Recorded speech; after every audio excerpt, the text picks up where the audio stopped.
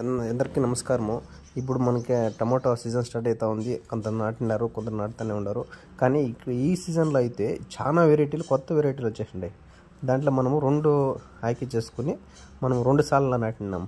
బాహో last year వచ్చింది, బాగా ఉంది. దాని జతలో అశుతోష్ మళ్ళీ రైడర్ అనే 2 వెరైటీస్ నాటినాము. ఇది వచ్చేసి అశుతోష్.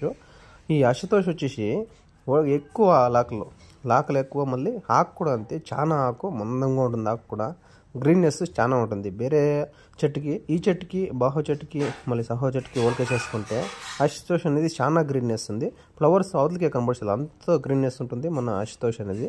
చూడండి, మీరే చూడొచ్చు వీడియోలో. మళ్ళీ ఫ్లవర్స్ అంతా లోపలే ఉంటాయి.